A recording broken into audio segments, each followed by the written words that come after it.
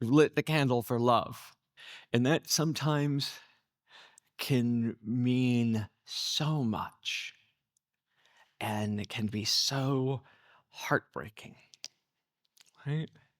Love is such a loaded word in our language. And I want to set a disclaimer for today's service.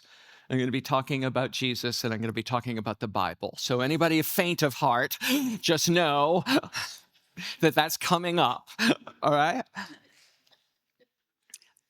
We are here in the season of Advent, which is not in the Bible. Okay, Jesus made no mention of this season of Advent, no mention of his birth, no mention of this idea of Christmas. In fact, Christ is not Jesus's last name. For those of you who didn't know, he's Jesus of Nazareth. We have no idea if he had a last name. It was just Jesus, Yeshua of Nazareth, right? That was his name. After his death, years after his death, they started calling him the Messiah, the Messiah, which in Greek is Christos. So in English, Christ.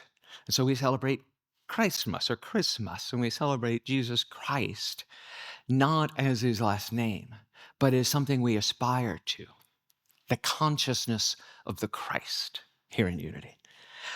So we celebrate the Advent season because it represents for us our own awakening and living into the divine nature that we saluted David for earlier, the divine nature that is present and resonant in each and every one of you. Your inherent worth comes from your divinity, from you being made in the image and the likeness of God. And nothing on earth can ever diminish that truth of who you are and your inherent worthiness. People may treat you badly. They may say all manner of things against you, but nothing can take away your sacred and your divine presence unless you let them, right? Your presence, your divinity, your wholeness is the ultimate gift that you give to the world. And that's the season of giving that we celebrate, the wholeness of your humanness and your divinity, all rolled here into one. So the first week, we lit the candle for faith. We lit the candle to realize the truth that as we believe, as we hold in our hearts and believe, is what happens to us in the world. So when we can step out in faith, when we can step out knowing that we are worthy, shifts happen, mountains move, way is made clear. When we embody peace, when we let go of the anxieties and the worries and the fears and stand in the faith that God's got this, the divine is at work, that spirit is always present. We shift from a human fearing to a human in serenity, a being of serenity and peace. And today, we light the candle for love, building this consciousness of understanding and wholeness and love. So back to the Bible and Jesus. Jesus said this, I tell you, love your enemies. Do good to those who hate you. Do good to those who hate you. Love your enemies. Now, I have had many people tell me, mainly since the election, that they can't possibly love some people, that it is way too much. And what are you, crazy to think that I would ever hold love towards some of those people and the things that they want to do? And if you haven't noticed, both sides think that. My stepmother was just mortified. The idea that Kamala Harris would win. She thought, we won't have a country. Just like I hear my friends say now, we won't have a country. And have had people come up to me and say, I can't love that person. Or that person has done me wrong. I will never, ever love them. And I always say, those are great affirmations, aren't they? Those are great ways to cement our hearts in resentment and lack. That there is someone on the planet unworthy of your love, unworthy of your consideration, unworthy of your good wishes, cripples and poisons you, not them. Right? It is poison that we take. We are the recipients of the hatred we feel. No one else is. But we keep playing out this game, and I watch it over and over and over again, where we think if we're mad enough, they'll feel bad. If we show them how mad we are at them, they'll get it. When actually, the opposite is true. And part of it comes from our misunderstanding of the words of Jesus and our misunderstanding of the word love. Did you know that love in English, if we were to look it up in the dictionary today, would mean positive affection or feelings for another individual? But it means an emotional reaction. Where in Greek, there are many, many different meanings for the word love. The Bible wasn't written in English. Did you know that? Jesus did not speak English. Did you know that? He didn't actually speak, I don't know if he spoke Hebrew. There's no record of him speaking Hebrew, but he did speak Aramaic. Aramaic. But the Bible is written in Greek, right? The whole Christian scriptures are written in Greek. And in Greek, they have 4 different meanings for the word love. So love in Greek is eros, where we get the word erotic. So it means romantic, passionate, sexual energy and love, right? Eros. Storge, which is familiar love, family love, the love of mother and son, of father and brothers, right? Sisters, the family, your nuclear family, that kind of love. Philos, which is brotherly love, a love of compadres, of understanding that we have something in common. Philadelphia is the name brought from this word, which means the city of brotherly love. And so we build something together as a brotherly or sisterly community, philos. And then the word that is actually written in the scriptures that Jesus says to love your enemies is agape love. And agape is not an emotion. Agape is a behavior. Agape love means to consciously choose to act in a certain way, a loving way towards another individual. So Jesus isn't telling us to love our enemies, meaning we have to be emotionally and romantically involved or have these warm, fuzzy feelings about them. No, he's saying do good. Take positive action to those who say bad things about you. He's not saying wrap them in a big bear hug and tell them how wonderful they are. Well, maybe telling them how wonderful they are might not be a bad idea. Because how many of us have done something we regret? Any hands not up? Right? Right? How many of us need that reassurance that we are not the things we've ever done? We're not the mistakes we made. We're not who we were on our worst day. But often we try to hold people accountable and lock them into that worst day of their life. When Jesus is saying, love your enemies and love those who say bad things against you and hate you, he's saying, be kind, be generous, be compassionate, for there is more to what's going on than you are seeing, and you have no idea what that person is going through at the moment, right?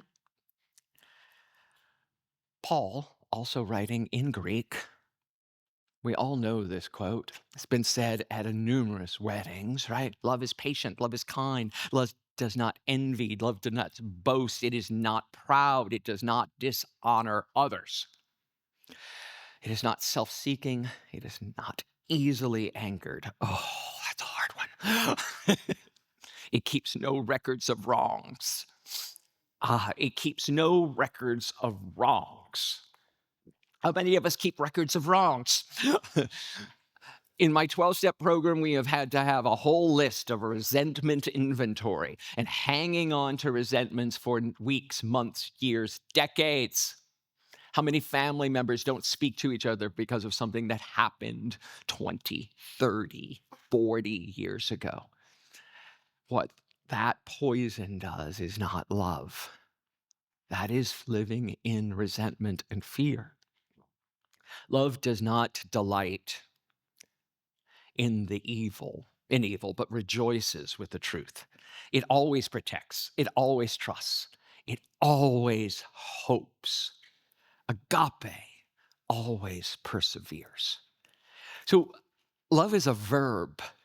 Love is not a noun. Love is not an emotion that we feel. Love is an action we can take. It is something we can do in the world. So when you're asked, what's next for me to do? When I say love, the next thing to get up and do is to love actively. And that can take many, many different forms. You can love in a myriad of ways. And this list from Paul tells us exactly that.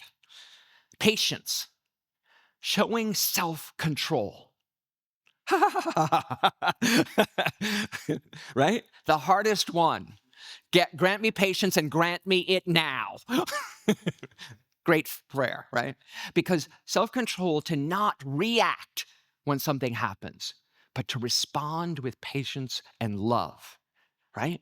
To respond with, tell me more about that. Tell me what you're feeling. What are you experiencing? That shifts everything. Kindness, giving appreciation to another human being. I know every day I am doing my best. Are you doing your best every day? Right? I think you are. I can see you all doing the absolute best you can do every day.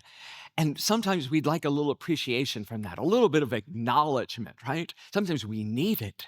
We need to be seen and to see other people as really the champions and the amazing beings that they are is the greatest gift of love. To be able to say to somebody, I really appreciate how you show up every week, how you show up for me in little ways. Humility is being authentic without pretense. It is not being humiliated, it's being aware of our humanity, of our shortcomings, and knowing that we're not going to be in this vessel forever, but that we will endure, as Amy just sang for us, that death, the final goodbye, does not diminish love. How many of you still love someone who's left this planet, right? The love doesn't end. The love continues. And in some ways, it grows. My mom left a year ago this month. God, when I see her pictures now, it is a whole different relationship. It is a whole different way of being. Respectfulness, treating others as important people is one of the lessons that I think we all have to understand is that just because there's some of us have titles, some of us have letters before our names, and some of us have letters behind our names, we are no more elevated in the human race than anyone else. And the least educated among us can be the smartest, right? Can be the wisest, can be the richest. Because I know lots of people with all the financial resources in the world who are miserable. You know them too. They're the ones who are so angry. Selflessness. One of the reasons that I love this community is that they give to others. There's a generosity in this community and the selflessness. And it's not that we meet the wants of everyone, but we are committed to meeting others' needs. So we have food, we have communion every week downstairs because we're here to commit to meeting each other's needs selflessly. It's a way to give by greeting people at the door, by singing in the choir, by being a hospitality person or being a prayer chaplain. We commit to meeting the needs of the people of this community. Forgiveness. Giving up resentment is the key to opening yourself to being able to love. I have experienced a lot in the last couple of weeks. And the real interesting part of my journey, and have you noticed it always happens at Christmas? That things pile up in your life and there's some family drama or there's some other thing going on. But giving up resentment when wrong is one of the keys to really happy being happy in your life and being able to love others. A quick story about it. Several years ago, my eldest son, he's now 26, was 18 at the time. We went away on a Christmas trip. He couldn't come because he had some work obligation. So we went on a Christmas trip, and when we got back, he had left, sold everything we had given him for Christmas, sold his car, took the TV off his wall, and fled away to another state where he was going to live with another family. Devastated, heartbroken, angry, resentful. Those are all the feelings I have. 3 months later, he shows up at our door, broke, destitute, homeless. Right? As things happen with 18-year-olds. And we took him back in. We had transformed his room into a study, so we found another spot for him in the house. There he could stay temporarily while we got things. Eventually, we moved him into the room, but I said to my husband, I'm not fixing the holes on the wall. I'm not fixing the holes on the wall where he ripped the TV off and sold it. He's going to have to live with that till he can fix it. Right? And then months later, I realized, oh my God, I am never forgiven him. He made a mistake. I thought he did it to me. I thought he sold this stuff and anger to me, when I realized he was doing it because he thought it was the best thing for him. He thought he couldn't trust us. He was mad at us for some decision we had made. And we adopted him at 16. So he didn't know us. He didn't know we'd always be there for him. He didn't believe that. And so my resentment, my holding on to the resentment was my stuff, not his. He made a choice that was a wrong choice, and I was locking him into it. When we can let go of other people's behavior and stop thinking it's about us, when we can realize they're just trying to get through life just like we are, making the best decisions they can do at that moment, we open up this channel of forgiveness and love. And so in that moment, I could go out and buy new furniture. I could replace his TV. I could patch the holes on the wall, and I could do agape love. I could give him demonstrations of my love that were physical and had nothing to do with whether I was angry with him or not. In the midst of the anger, I can still be kind. In the midst of the disappointment, you can still be warm. In the midst of frustration, you can choose respectfulness and service and find out what people need. That's what it means to love your enemies. That's what it means to love those who hate you. That's what it means to shift in perspective and consciousness. So what is it that you want? What is it that you want to be? Who is it that you want to be? You're going to let circumstances, people's actions drag you down with them? There's a song that's really popular right now.